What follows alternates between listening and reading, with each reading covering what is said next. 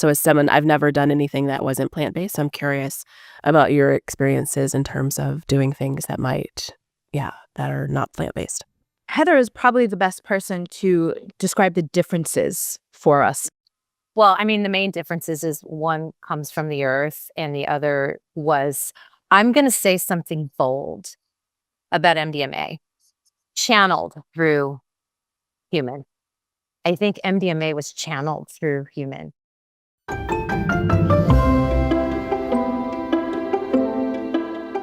Welcome to the Mystical Aunties podcast, everybody. I'm Elizabeth D'Alto. And I'm Alicia Tischel. The tagline for this show is, "For the love of all things sacred." So how are we showing that love? In a world where there aren't just an abundance of healers and spiritual practitioners, but also spiritual influencers, we wanted to team up to offer seasoned and mature insight, wisdom, and exploration on a range of topics, from healing, human behavior, somatics, and plant medicine, to communication, relationships, sexuality, spirituality, and more. With decades of experience in our respective fields, and with some trusted friends we consider the Council of Mystical Aunties, you're invited to evolve with us, go deep with us, and laugh hysterically with us, because true mystics know if you can't find the humor in all this, you're missing the best part. Let's get into the show. What's up, everybody? Very special episode for two reasons. Number one, this is our first official video episode. We're getting this thing up on YouTube. Some of you might be watching it there right now. Number two, we have a council member, fellow mystical auntie, Heather Lindemenn. And I think I might make it through introducing you without crying. We'll see. Heather is such a dear friend of mine. I bumped into Heather a decade ago. We're coming up on our 10-year anniversary at a weekend workshop in Ojai with Michaela Bohm. And at the time, I was living in Carlsbad, California, which is North County, San Diego. Heather lives like 20 minutes from there. And we were chit-chatting, and we started meeting up for like smoothies and walks by the beach. And Heather Lindemenn, I almost single-handedly credit with helping me heal my mother wound, because no one has mothered me, like given me the like appropriate love of a mother in my life. Like Heather Lindemenn. Really. So good. The best. The mother friggin' best. If you're here listening from the Embodied podcast, we did an episode a couple years back about, did we do dreams or symbols or both? Do you remember? Dreams and symbols. Dreams and symbols. So we'll pull that up. We'll make sure that gets into the show notes. I do the show notes now, so that was just an audible reminder for myself. For yourself. But Alicia, what are we talking about today? This is an exciting topic. I think we're going to dig into something around psychedelics. Mm-hmm. Let's do it. So Heather, why did we invite you here to talk about this? Well, first of all, I'm really grateful to be here. Thank you both for the invitation. Thank you, Elizabeth, for the invitation into your giant Care Bear heart. Of course. And let's talk about psychedelics, because for the love of all things sacred, women, and whoever else is listening, to land that conversation of psychedelics within the sacred is exactly where it's meant to be. And I'd love to enter into the river of that conversation with you guys on that raft of sacred, because they are. So I am currently pouring the gifts that I have been given into psychedelic medicine facilitation. I've been a helper for 30 years. So bringing all the tools and practices that have worked for me, that was my sacred agreement with all that is divine, is that if it works for me, if it's really helped me, then my agreement has always been that I will share it with others. And so that's what I'm doing with psychedelics right now. And in many ways it's coming full circle, and we can get into that for me, in terms of coming from a kind of linear academic psychology, depth psychology place, and the love of that, to just getting thrown completely off that linear highway with some traumatic things that happened in my life. And all of that landing me in the Yucatan in Mexico with a teacher that is curandera and Jungian analyst. So yeah, so here I am sitting with medicines, facilitating 2 sacred medicines, and it's all this point in my life at 56 years old, everything has come into inform this So moment. cool. So So yeah, beautiful. here we are. Yeah. Alicia, what's your background with plant medicines and psychedelics? I have had some experiences. I have not tried a lot of things. I have worked with mushrooms and Aya and Wachuma in terms of psychedelics. And then I work a lot with Sananga as well, which is just mildly psychoactive. I've never even heard of that. What is that? It's an eye drop that you put in that's made from tree bark and some other things, I think. And it is traditionally used for night hunting and night vision. Oh. And for me, it's a medicine of surrendering to the entering because it's it's a quick journey, but it's very, can be physically intense upon entry. And entry is hard for me with medicine. And so I use the Sananga to prepare for bigger medicine journeys to help my nervous system learn to relax upon entry into intensity. Oh, Yeah. we're gonna come back to that. And then Heather, what was your background with medicines before you started facilitating? Um, in enormous amounts of resistance, trying to control medicine. Wait, I can't That imagine. that went well. That went well. I have said, when I finally got the tap to actually facilitate medicine here, because my husband Jim and I were taking groups to Mexico for some 2014 till COVID. We got shut down with COVID. Um, I was never the person like serving the medicines, right? We were Right. holding space. And then before that, we would go down and work with Abuelo Antonio or Antonio Ashte, who's an elder of one of the last, not only, but last all Mayan towns in the Yucatan in Cispichen. But we would go down and work with him, sit with ayahuasca and the Santa Diame tradition. We would sit with mushrooms and various other plants that he would divine in the moment. But I had an enormous, I would just fight. I would fight the letting go, Yeah. like that's my history is my history, right? It's also my history. Right.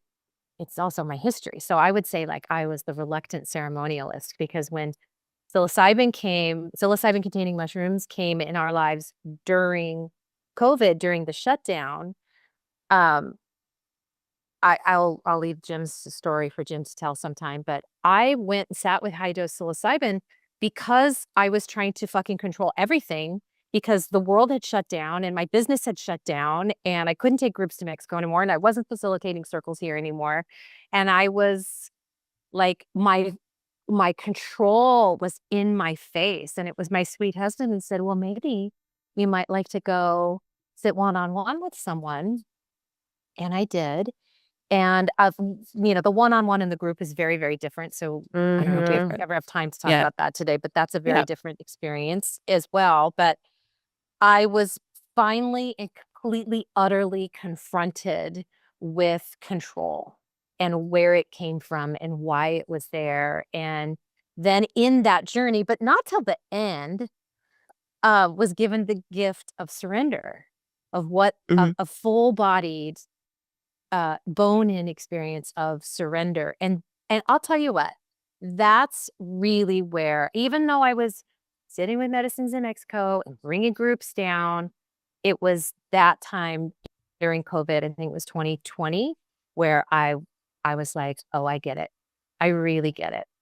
I really get it. So yeah. 2020 was our year. So Heather knows this. When I lived down there, when I lived in San Diego, I was dating someone who was into all of the psychedelics, and surrounded by a community where most people had done ayahuasca. Like I was a real odd person out because I had never felt any kind of call to do ayahuasca and I don't do anything just for funsies, especially not like that. And I had tried mushrooms. I had tried LSD, but, not in any kind of formal sit with a medicine person. What's the proper dosage? Not like that. So I hadn't really had experiences. Like I had felt like little tingles here and there, but nothing, no big experiences. And I do remember kind of feeling like the way I felt about a lot of things over the course of my life, especially when I'm in groups that aren't necessarily safe for me specifically. It feels like my guides are like, no, like you're not doing this. Like Right. this is not the place for you. Like that's happened for me in so many different scenarios. But what was so funny, and some people have, I think I told this story on the old podcast. 2020, in August of 2020, when I was still living in LA, I was thinking of moving up to the Bay Area. I was going to go up and stay in a friend's place for a couple of weeks while they were traveling. And they gave me a whole like video tour of their home. And when they got to the fridge, my friend was like, "Oh, these chocolates are magical." And as a person who wasn't in the medicine space, if you tell me chocolate's magical, I'm thinking delicious. Magical equals delicious. So I'm like, oh, great. So when I got there, I'm like, oh, these are the chocolates. The delicious chocolates. I gotta try one. Pop one in my mouth. 45 minutes later, I'm in the shower and I'm like, uh-oh, what was in the chocolate? And Heather was like one of the first people actually. I was like, He hey called girl. me. I'm like, hold some space for me because I'm on an involuntary journey, And so what did I do? I was in a house of a friend of mine who like has all this sacred stuff everywhere. There was already Jesus was on the mantle, Mother Mary was on the dresser. So I'm like, perfect. Made myself an altar, turned on the biomat, sat down in the living room, and I'm like, take me away. Like, Yeah, because you were on speakerphone and Jim was like, okay, you set an altar, light a candle. No, don't light a candle. Like, so I know people were nervous. I texted you, I texted my friends. I texted my brother. I'm like, just let you guys know what's going on because I'm here by myself. And I'm like, because in my life, this is what happens. Like things come for me. When it's time for something, it'll come for me. So I'm like, well, damn, I guess I get mushrooms are here. Yeah. It was beautiful. Yeah. At that time, I was grieving a breakup. I broke up with the man I'd been dating who had a kid. So it was like a double loss. And it was like I was heartbroken more Mm. over the kid than the man. And I grieved, like I wailed, like I cried in a way. And it was like August of 2020. So there was also pandemic grief. The world will never be the same grief, So, but Yeah. then after that, I was like, oh, cool. Like now I would like to be intentional about this. And then I did end up finding an incredible medicine person to work with. And now I've had several experiences with psilocybin Yeah. and MDMA as well, which has been an incredible, just so healing. And we'll get into that. So I just thought it would be cool to set some context for all of our experiences. Alicia, was there anywhere we've been talking? This has been on our list Yeah. since before we even started recording the podcast. Is there anywhere I wrote down? I definitely want to talk about one-on-one versus group experiences. I started that entry conversation because Heather, I know that you're very conscientious about that with Mm. people that you work with, and there's big and good reason for that. Where do you all want to take this? One of the things, so two things that come to me is sort of like how the medicine invites us to meet, even when we have big intentions of like, oh, I want to heal this, how mm-hmm. the medicine really invites us to meet those core self curriculums, right? How things just get revealed in the patterning of self. And I just really, that is one of my biggest fascinations about understanding self and the nervous system and how the medicine really works to partner in that place of revealing. And then the other thing I would have kind of put a little pin in is the difference between what we maybe call plant medicine and more chemically based medicines. So Yes. as someone, I've never done anything that wasn't plant based. I'm curious about your experiences in terms of doing things that might, yeah, that are not plant based. Heather is Yeah. probably the best person to describe the differences for Hmm. us. Yeah. Mm. Mm. Well, I mean, the main differences is one comes from the earth and the other was, I'm going to say something bold about MDMA, channeled through human. I think MDMA was channeled through human. And in my experience with MDMA, I feel, and in my experience of facilitating one-on-one MDMA sessions, MDMA helped me in my marriage more than therapy ever could have. I truly believe, pause for dramatic effect, that the angelic realm is the authority of MDMA. Here's why. I don't tell that to people, but now anybody that's heard it might have a seed planted.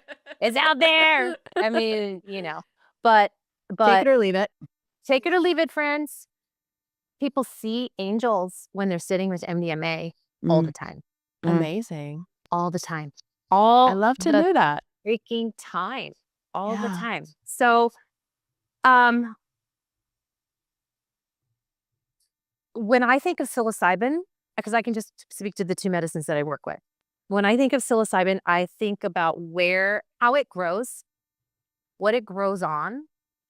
And psilocybin containing mushrooms grow where something has died, which is why in the warehouses where they grow mushrooms for microdosing or macrodosing or what have you, they grow on fermenting material. It's also, by the way, really good if you can find mushrooms that have grown on a manure substrate. They're extra powerful because they like that. And so extra magic. Extra magic. And so the medicine itself grows where something has died, which means when we come to this medicine, it wants to know what is no longer vital, what is no longer life-giving, right? And what new life could come from that. So like in the spirit of that entry piece, when I'm preparing clients, they might come already with an intention. I want to know what they know that stands in the way of that. I'm imagining like you're coming to this great teacher or these teachers in this case, and the mana, the offering for these teachers, MDMA as well, is the highest level of self-awareness that you can muster about your wound, about the wounding. Yeah. And so preparation, of course, it's like a combination of let's talk about doshes, let's talk about set and setting, let's talk about how do you diet, all that kind of stuff. But to me, preparation really is what do you know about the root of your why? And I personally only work with folks that are coming for healing. Like I'm not a trip sitter. I don't sit with people so they can get high in the yurt and have the experience they're going to experience, because traditionally that's how folks would come to the medicines, to the medicine people was because they were sick spiritually, physically, psychically, energetically. And they would come ready for the surgery. And Elizabeth and I have a very dear mutual friend, and she will say, wow, she's a facilitator, and she will say, wow, that was a really deep surgery today, because she sees these medicines as surgeons. Absolutely. So I feel like I might have lost the thread, but that was whatever we were talking about was fun. We jump around all over the place. I love what you said about like the offering is your highest self-awareness. So my rhythm, I intentionally, when I started working with the medicine person I found, did one journey a season for a year. And because that was my intention, by the time each journey came, and I didn't like preset them, I like waited till I felt some material bubble up. But it was something that was like up. And this is a recurring theme that Alicia and I talk about, to work with what has emerged rather than to go excavating for what might be willing to be worked on. Like there's just such a difference. And even the first time I sat with that medicine person with just psilocybin, what I really wanted to do was integrate, because I had been doing so much deep diving, healing, so many things for so many years. And as you were just talking, Heather, one of the things I realized was, I think probably also why my guides were like, no, in those first couple times when I tried, is because I wasn't in the place of having that awareness. I was actually still in a place actively of still being wounded in that fucking relationship I was in, where I was cohabitating with an emotionally abusive person. So they were like, not right now, babe. Like, this is not the time. And so this is one of my favorite things when people are curious, because I know there's a lot of resistance, and for great reason, because we see people out here willy-nilly we can get into that. I don't need to elaborate much more than that. And not holding these things as sacred and not honoring how they come from the earth, where they come from the earth, perhaps the traditions where they have originated, right? Giving no homage or respect to that, or reverence, or perhaps learning in terms of facilitating. Uh, Mm. so you all can take the thread there. What do you think? Mm-hmm. It's coming up for you, Alicia. I think it's one of those places that I find myself, I actually really love medicine work. I love, all of it. And I find often, though, that I do take a countering position because of, again, we talked about this before. So the place where, like, because other people are fucking it up and treating it not sacred and all these things, I'm sort of like, well, let me kind of counter that flow, right? And the stimming. But I actually really believe in medicine work. And in terms of like what Heather said about, offering what changes your own life, like I feel like for me, I had the biggest unlocking of my dorsal system from Aya and was actually able to heal so much that I was holding in my body that I would never have been able to therapize, would never have been able to somaticize without this unlocking. Yeah. And just the grace of grandmother, um, just saying, no, we're staying right here until this unlocks. And at the point that my consent was to do this journey, like to be on this, to be in ceremony and to sit there. And then she was like, well, I will take your consent. And when I tried to revoke that, of the ceremony, like, get this out, get this out. I meant the medicine, not the trauma I was carrying, but but it was that place of like really having to understand, I think, that the control piece that you brought up before, right? That if you're on the journey to control it because you want a vision or you want to get high or you want to be cool or all of those types of things, you're not in the sacredness of what's actually happening and the surrender then that's necessary for you to meet what actually needs to be met, where your control is going to be shown to you.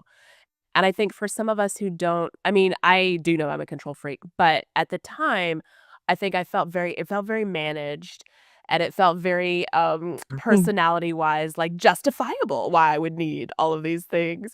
And just to be just the demand from the love of mother to say, let me just show you who you really are if you don't have to carry this. Oof.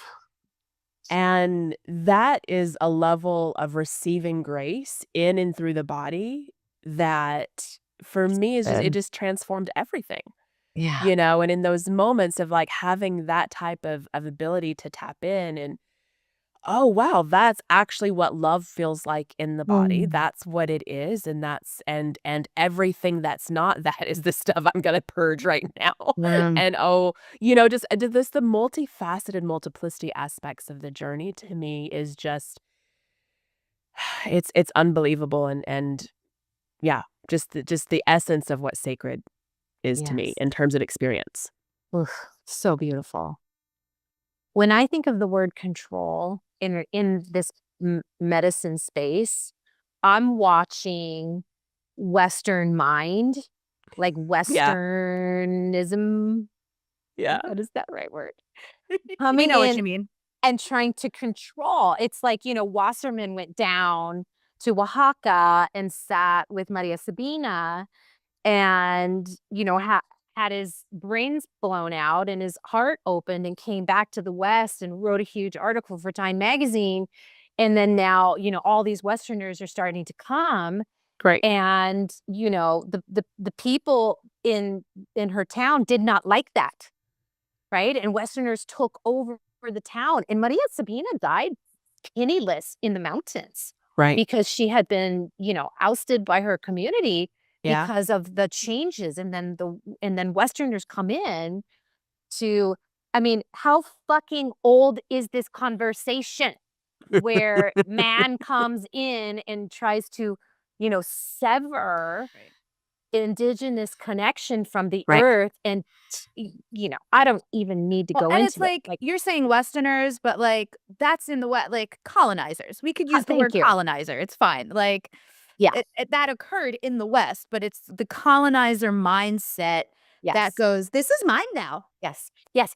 And then that comes in, of course, then it lands into all of us individually, right? And it comes in, and I work with most of my folks are new. They haven't sat with medicine before, or maybe they did like I did when I was in high school, took mushrooms or whatever, ecstasy at a concert, but now they're coming as adults. And, most of the folks that I work with are, maybe let's say 40s earliest. I journey folks in their 70s and their 80s, which is so rad, by the way. But they come in and they have this Western mind of it. I want it to go this way. Mm-hmm. Good luck. Right. So on the front side, there's so much education and conversation about what does carrying this in an open hand really look like? Mm-hmm. It's like very little focus on the Louise Hay crafted intention. I love you, Louise, in your purple pants in heaven, right? But and so much more about all the things in their life and the hurts and their wounds that stand in the way of having the thing. So Absolutely. yeah, so I don't know. I just like that we don't and we can't control it. And we can't control it. And again, I think what's so beautiful about the ceremony of it is, again, you're going to get the ceremony you need in terms of that curriculum coming up. Mm-hmm. Right. And so for me, in terms of like, well, it's super managed and it's keeping me together. And, I have my control totally under control. I have my control under control. Right. And I just think what an actual gift it was, right? To have to sort of be to be in that, to have that Western colonizing mindset that again is so internalized in us. When we're not an active colonizer, we can forget we're colonizers. Hello. And we can forget that the first land that we've colonized is our own indigeneity and our own innateness, right? And so when the medicine sits there and shows you that and you're like, oh, but I really love that radiance that is me. Help me anchor that as truth, right? Let that become the mind that I operate through. Let this belly mind, this heart mind become more available to me, right? And I think that's part of it too, is doing medicine. For me, it's going close to a decade that I've been working with mushrooms. And to sort of see the own reshaping of my own mind. And I haven't had a ton of sort of hero dose journeys in that, a lot of microdosing and then, big journeys interspersed. But just actually knowing how it has supported the neuroplasticity of my own experience of self, which then changes how I show up for the world, which then changes what I can do for the world, which then changes how I receive the world. And for me, that's been what the benefit and the blessing that comes from continuing to stay in relationship with the medicine, even if I'm not actively dosing, right? I'm still in relationship to this thing that is part of my devotional journey. Relationship. Go, Elizabeth. My God. Something I love about the experience so much for anyone listening, whether they're relating because they've had experiences or maybe they've been thinking about it, this piece that you're talking about the intentions. Whenever I go in, I of course have one, but the highest intention is I'm always like, here's what I wrote down, but by all means, do your thing. Take me away. But what I love, and we talked about this, we've touched on this in other episodes, but just the gift it really is, especially for those of us who have any kind of like trauma, or especially like the complex trauma crowd with like the deeply ingrained hypervigilance that we spend our whole lives trying to unravel and soften around and like let go of the grip on, um, is getting to have an embodied experience. If you're doing like a hero dosage, if you're doing like a deep journey, getting to have like just a prolonged even a couple hours embodied experience of not having to control anything and getting to rest into that space. And for me, what I always describe it to people too is then also really get to like stretch and flex into my like higher intelligence. an embodiment and like connection with the divine to get to have that embodied experience. And then when you come out being like, cool, now my integration goal, for lack of a better word, is to have that experience more in my regular everyday life. Like, how can I cultivate? How can I integrate this? Because now I know what it feels like. Now I've had a felt Right. experience. Now I have a new reference point. Yeah. Getting Yeah. those reference points in these journeys, for me, as such an embodiment person who's always like, oh, okay, now if I know what it felt like, Right. I can do other things to have such or similar feelings without needing a medicine. Yeah. And that's where the two of your expertise come in with embodiment, somatics embodiment after the journey. Well, of course, before, because that's a whole other conversation about Yeah. regulation tools and capacity and all of that Right. coming in. And then afterwards, when there's been an embodied experience, I think without the proper care, someone can just say, well, that was just in the journey. Like I'm leaving that behind. Right. And they're not, because it showed up to be taken into the topside world, into Right. your life. Or the Can you opposite, where they Yeah, go ahead. identify with what happened in the journey, which I've, my ex who I referenced would do these journeys and then be like, I am God. I connected with Christ consciousness. And I'm like, okay. Well, that is a conversation to be had about narcissism and plant medicine, but might have to be a whole other. Well, but also like the things that you check with people and who you do journeys with and who you do not, because it's Right. actually contraindicated for some folks. Oh, you bet. Really, and Yeah. not everyone's asking those questions, right? People who are like self-facilitating are not necessarily going, Okay, so we got two things I want to dig into there: the self-facilitating versus actually being held. Which okay, I'll just come back. I'll just say them both so we can remember. And then so facilitation. I'll write it So down. I I already got you. forgotten. Already forgotten. No, it was important. Oh, the integration piece. Right, the integration piece. I think I'd love to dig into both of those and hear some more from you, Heather, about that. For me, the facilitation piece is huge in terms of like safety for the body, not just physical safety, but like actual nervous system safety, like knowing that somebody's holding it, like to me. And that to me is so much of Magdalene Priestess work of like tending the body so that the body is, as our consciousness is moving and doing things that are not as mundane, like that we know we're safe in that way, and that somebody can find us in the ethers if we need to get, sort of shepherded back in. But I think that when we treat it like a peak experience in those aspects, like, I just would love to hear what you have found in that, Heather, about people who choose to sit with you versus the not, and the difference of, like, whether it is, recreational peak experience or something that actually does then become a healing journey. Yeah. Yeah. Well, there's recreational peak experiences. There's people who want to journey themselves with intention because it's our birthright, right?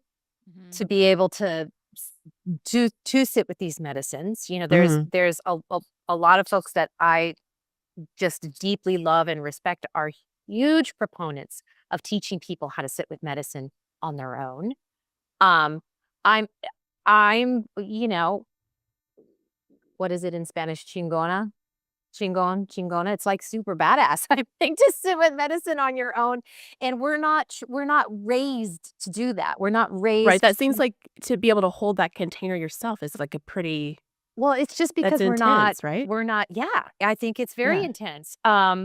And I know people who do it. So there's that. And then there's the guided, there's the facilitation. I Okay. think there might be three. We used to take groups to Mexico, and I would say to people, like, you can go to the Yucatan if you want to party and have fun, and the Yucatan will meet you there, as long as you're like respectful and such. And you can go down there and party and have fun. You can also go to the Yucatan for deep self-healing and transformation. And the Yucatan will meet you there.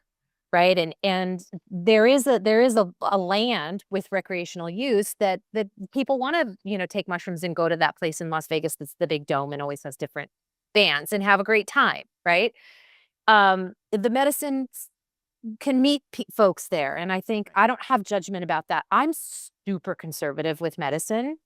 It probably lands me back in that land of control, but I'm very conservative, and I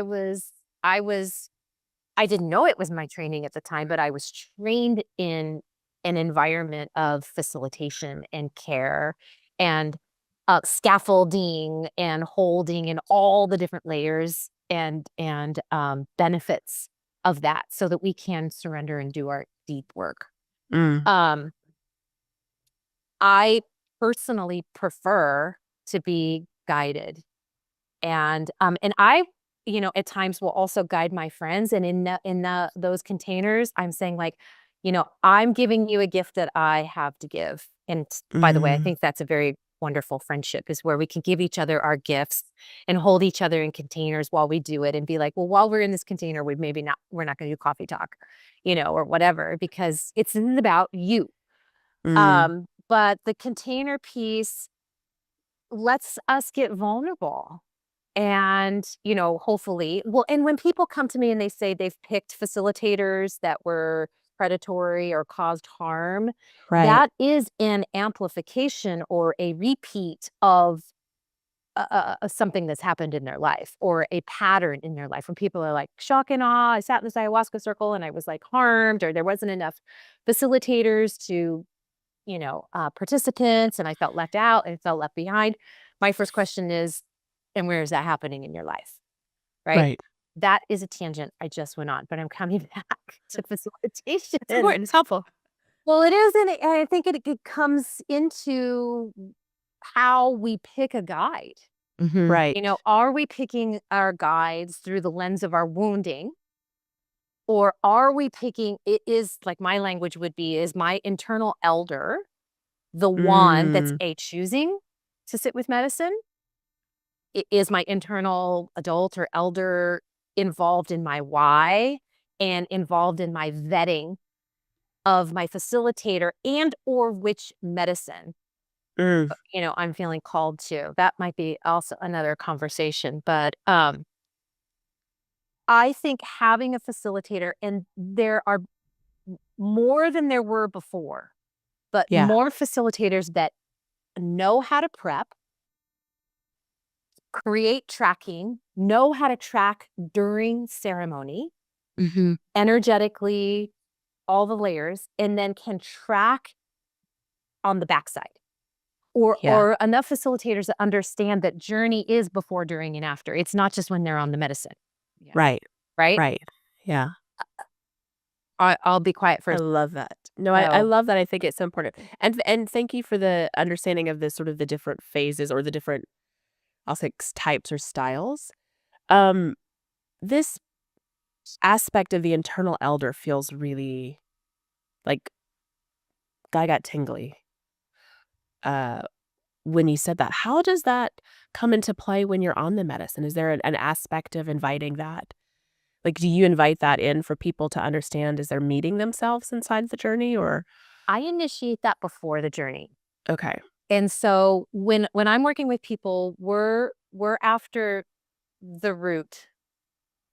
And before I sat with medicine, you know, it was always about the root. And I got to a place in my service where I could help people see the root, and then I had certain ways to like try to resolve it. You know, I don't know if maybe resolve's the right word in the moment.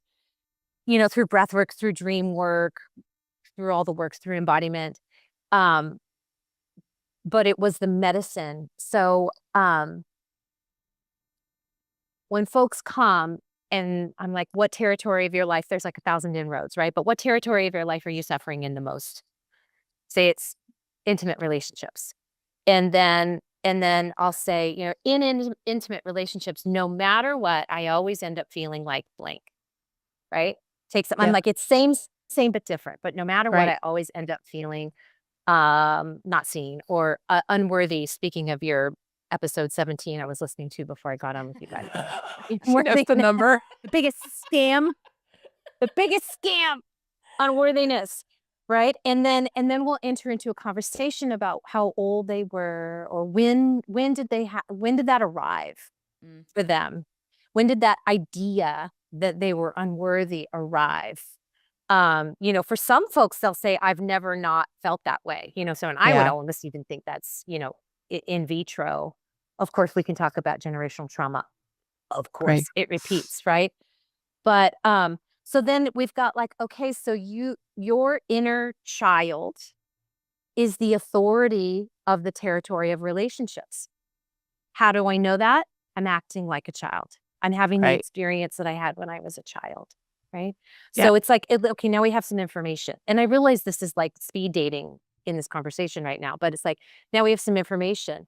And then I like to then initiate what's the polar opposite of a child would be an elder. Mm. Right. And so what is your most perfect idea of an elder? It's not your grandparent, your topside world grandparent, or maybe they were a good example of, but what is an elder, and how? So we do some work around igniting that wisdom that we all carry regardless of our age. All of us. It's an archetype. That archetype that we carry is the elder. And then, of course, you can get all Scooby-Doo about it, and it's fast. There's tons of facets of the elder, just like there is of the feminine, and on and on. But I like to keep it pretty basic. Right. And so then in the territory of intimate relationships, this is how this is the experience. This is the lens that the child views their intimate relationships through. What is the lens that the elder would view that through, right? Or how would the decisions be different? That's beautiful. Through the elder. And so I initiate that in the beginning, and it's just a conversation. They don't have to have like a full embodiment of their elder, or start walking around with a bun on their head and carrying a cane. But it's in the room. It's in the room. And so, will the elder show up during their journey? I have no idea, right? Right. But based on the changes that are happening in the brain, right? The blood flow is lessening to the default mode network where that wound is housed. Right. That exactly. and the nervous system, right? They're intrinsically tied. So now we're high dose mushrooms. Blood flow is lessened. We've got networks in the brain. I have goosebumps all over. We have networks, parts of the brain that have not chatted, and now they're chatting. Neurogenesis is happening on fucking steroids. So they come out of their journey and they start living their life. And what I'm tracking is, are they now viewing their life through a different lens? Maybe through the inner adult, maybe through the inner elder. Yeah. That's my language, because it's work that I've been tending to for a very long time. But it's interesting to me because I love it. they're not living life through that lens anymore.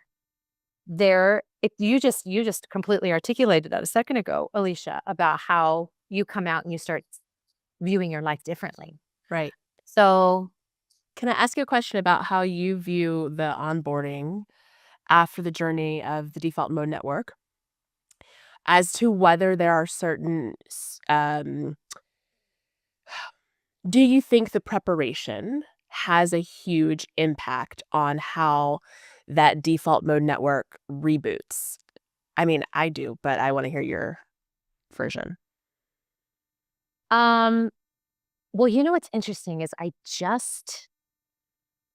I don't do this very often, but I just worked with a woman who journeyed herself yesterday. And she came to me way late in the game. Like, she already had her date planned and everything. And so we did some preparation, but it was fast. So I do 2 or 3 90-minute preparation sessions where we're planting seeds, we're planting seeds, we're planting seeds, we're planting seeds. I think that seed planting makes all the difference in the integration. So I didn't have a lot of time to plant seeds with this person.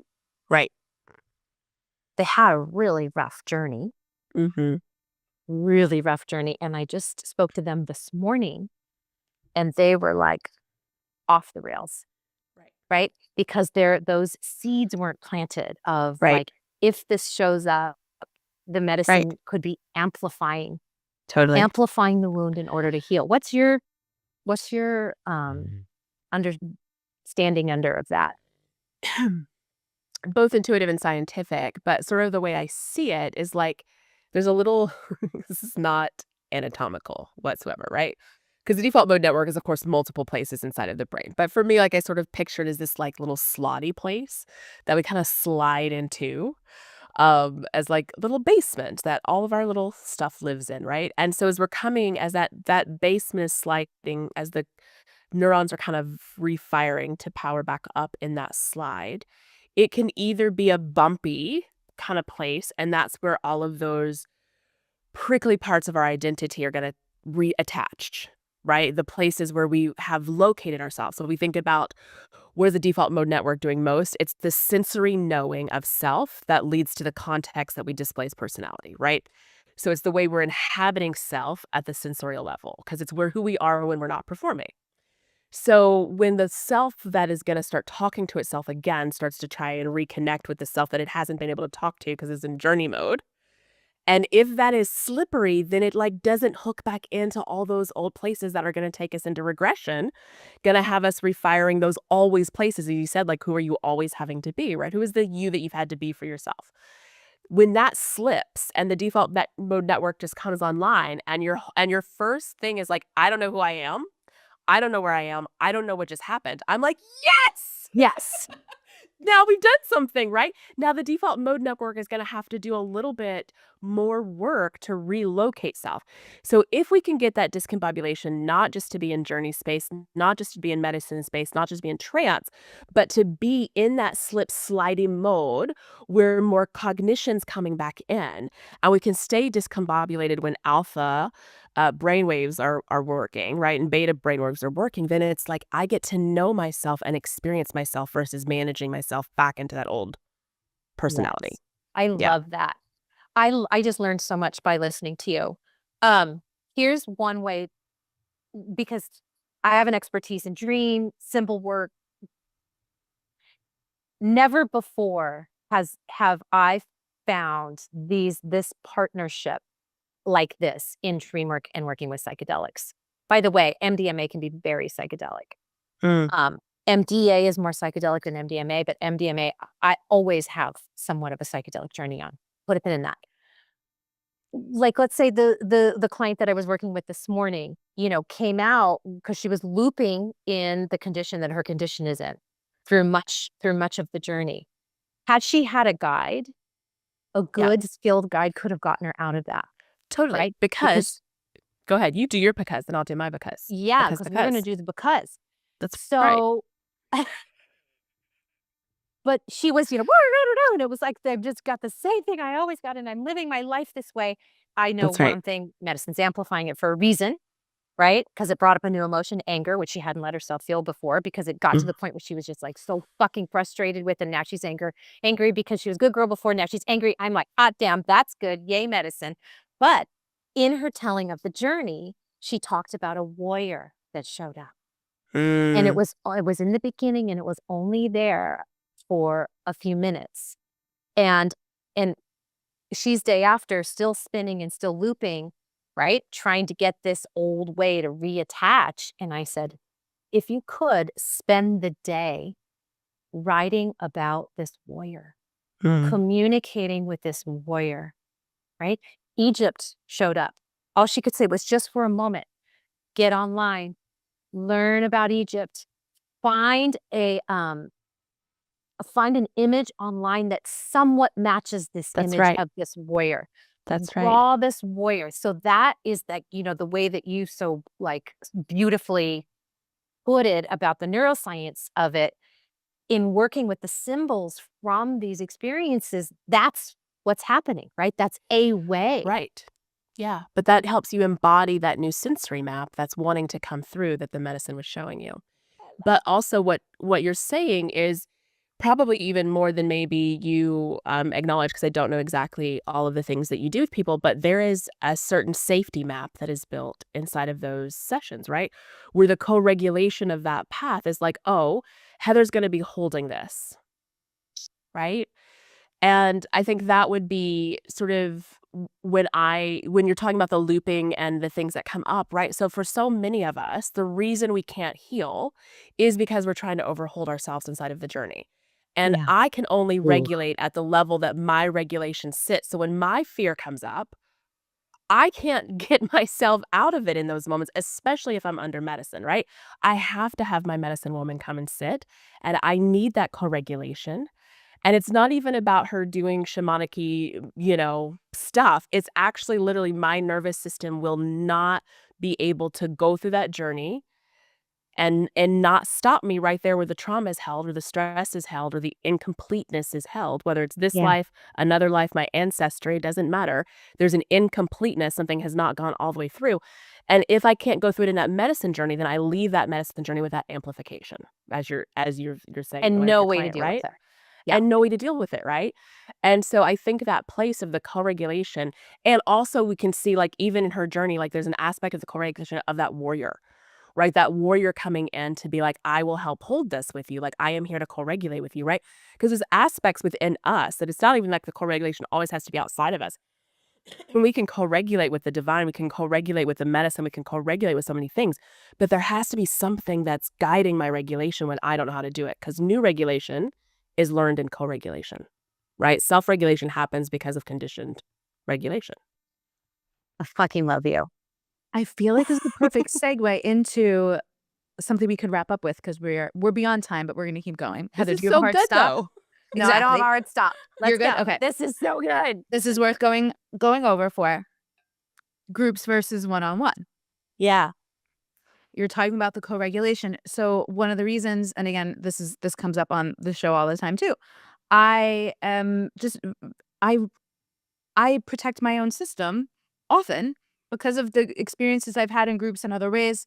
I don't need to get into it, but this is why I do one-on-one journeys. And you actually couldn't pay me to do a group journey, a group medicine journey. I'm not saying people shouldn't do them. You all, and I also haven't experienced one. You both have, and Heather, I'm especially curious. But let me also throw this out there as well, because I also know, even just for some people, accessibility, Yes. affordability, Mhm, even, right? mhm. If you can access a group versus a one-on-one, what I'd like to have around this conversation is not just this versus that, but even if you're going to be in a group, how might you want to enter a group in a way to ensure that you're going to have the best possible experience for yourself, even though there's other people, other systems, other things going on in the room. Mm. And not even about protection, but as a person, and I know so many people listening can probably relate, as a person who holds so many containers and so much space for other people, I just love having something done just for me. It's just for me. This is Yeah. one of the most magical, important parts of it, that is like, I get to be the sole object of holding and focus here. And my Right. system really needs that. Yeah. I will say in the beginning, before Heather gives us the real spiel, but in the beginning, I would have never done a solo journey because I already felt so vulnerable and just full of like, what the fuck's gonna come up around the medicine. Like, to have felt that I was gonna be like, it would just have been so tender and vulnerable, right? Like, now I like, that is beautiful, but I can also see where, like, maybe when we're just starting out tentatively, it feels like you could, again, control piece. Well, I could hide more in a group, like, I won't. And especially, like, for me, I had so many issues when I was like, you're not supposed to have needs. Like, I couldn't have needed to have a one-to-one ceremony where I had to speak my needs to the like, oh my gosh, This it is would why I have, love that you. would have, I never would have thought of this. I never would have oh thought my of anything gosh. you just said. Yeah, all of those things. So now, of course, like, having been in there, like, yes, get, like, let me, well, I'll sit center. Yeah, but I think that in that place of, like, it would never have dawned on me to claim that space, or that I would have been able to receive, I don't think, in the beginning. So I think if somebody can, amazing. That was not my journey. It's taken some work to get there. There are so many facets to one-on-one and group and how to navigate within the two. But because I work primarily in one-on-one these days, I notice that when someone has a history of people pleasing, when someone has a history of, no matter what, everybody else's needs are more important than mine, or my belonging is intrinsically tied to not having needs, then they come and then they find themselves in a one-on-one. Dude, I'm a Cancer, right? Like I'm like the tea, the blanket, here's the water, here's the that's why I love this, right? I love it. Right. Here's what the softest shit I can find for you. And it can be very confronting to people because and that in and of itself is part of the journey, is because they Yep. cannot hide. Right. And I am a love it. facilitator. What I am proud of, it is not about me. No part of this is about me. I share my experiences because medicine of all things, we are shoulder to shoulder, right? We are shoulder to shoulder. They need to know who I am, but it is not about me, right? So, and I will say to people, this is for you. This is only for you. And I can't Right. tell you how many people have said like, that scares the shit out of me right there. Totally. That would have been me. Yeah. And I'm with you. Now these days, I'm like, that's all I want. But Yeah. in regards to the group space, which is how I was brought up. Like I started sitting in group adolescent therapy when I was 14 years old. It was the medicine of group that got me to this point. My time with Maria Elena was in group. I started facilitating circles, groups, taking groups, right? So it's like group. And the beauty in the medicine of group is it's encapsulated in this Carl Jung quote. We burden life with carrying the face of our wounds. By the way, I say until we don't. We burden life with carrying the face of our wounds. This is how I was initiated into group work. Is you get into group work and that person across from you reminds you of your fucking mother or your sister or your ex-partner, right? Or they chew really loud, or they just like bring up this charge. That's the medicine of group. And then that's also just like in a ceremony when someone sees like a fiery monster that they're afraid of or whatever. It's like the fiery monster's fault. And it's like, no, dude, that's in you, right? That shit's in you. So for that reason, and that reason alone, because village is a whole other reason to talk about, because we talk about being severed, right, Yeah. from village. But that reason alone, getting into groups and getting fired up by other people, it's so efficient. It's so efficient. If you have a facilitator that can initiate that idea going in, so then you don't have like infighting or people missing it, right? It's like, no, you're missing it. You're pointing your finger at that person. You're missing it. I had a journey where for 4 hours, I was like being suffocated to death for 4 hours by machines for 4 hours. And I had these facilitators who totally, it was just me and Jim. He had a facilitator. I had a facilitator. My facilitators totally ignored me. They said, raise your hand if you need help. And I was like, the whole time, like my arm was hurting because I was up. They would just be like, oh, it's okay. This like fucking whispery voice of this girl. Oh my God. She was not helping me. And I came out of it and I was pissed, which is my default, is blame. And I'm like, they did a bad job. Like, they did a bad job. They ignored me. They should have done it this way. They should have done it that way. Blah, blah, blah, blah, blah. And then Jim and I leave and we go to our bougie hotel and we're floating around our heated pool. And it dawned on me that being squished to death I had a birth trauma. I was born jackknife, not feet first, butt first, stuck in the birth canal. My mother almost died. I almost died. Wow. And that no one could help me. No one could get me out. What were they trying to use to get me out? A machine, right? So the medicine took me through my birth trauma. Talk Holy about moly. what you were saying Right? earlier, Alicia, about having the full start to finish somatic experience that's been stuck inside and informing our lives. Yeah. I had the full embodied experience of being stuck and almost dying, which is, by the way, also what I felt like every time I tried to birth something new in my life. It's how I felt in my career. Elizabeth knows that. But so it's like now we're in groups and say you're in the journey and this person is like laughing and you're in hell and you hate them, right? Or they're doing something that's irritating you in the come on or something like that. It's like the medicine is orchestrating this so perfectly. If you need that, go to a group. Yeah. If Well, you this could do it. reminds me of something not in medicine experience, but one of the back in the years when I was doing a lot of group stuff, one of my teachers would always say, the right people always make it into the room. Because I think that, to me, that's like the one sentence that lets everyone else know whatever's about to happen here, it's been orchestrated, you know? Like, the right people always make it into the room. I love that. Yeah. Yeah. And in the medicine space too, right? In the Yeah. journey too. Yeah. So Yeah. people can, I love this, so people can trust that. And I also appreciate indirectly something that you've both touched on is a journey within the journey, right? Like the dance between when group might be appropriate, when one-on-one might be appropriate, how one might graduate you into another, and maybe one might send you back to another at some point. Yeah. Like truly no right or wrong. You know, Right. people have your preferences or whatever, but there's immense value in all experiences. Yeah. So beautiful. And then there is a cost difference, right? It's like a one-on-one, you know, can be more costly because it's about you. But, you know, like I offer a sliding scale. If someone's screened through, I don't say it to them like that, but if someone is screened through all of my levels of screening, including rapport, and trust is a two-way street between facilitator and client. Yeah. And they can't afford it, I will work with them. You know, it isn't just like, this is a hard no and I'm sorry. You know, I will work with people. And I know there's a lot of facilitators out there that will. And when in my MDMA work, not all, but a lot of the clients that come have histories of childhood sexual trauma.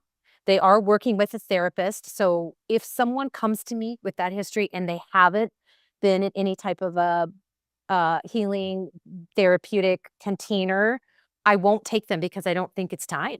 You know, I Right. think that certain things have to be in place first. But with MDMA, especially when folks come and they can't afford what my rate is, I will do all the things because this medicine is so powerful, especially for that. Yeah. So It's you beautiful. guys, we could talk about this forever.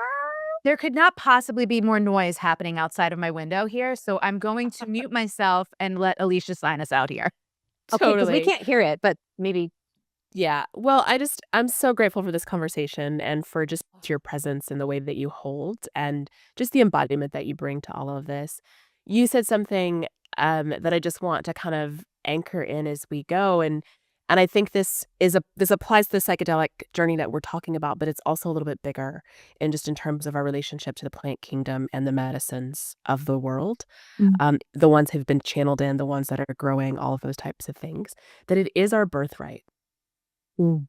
It is our birthright. And that feels actually like it's going to make me kind of tear up here because I think that there's something that that's a seed that you've just dropped for all of us and a remembrance that we need right now as we're navigating really rough waters. That there's something about this reestablishing the relationship, however that is.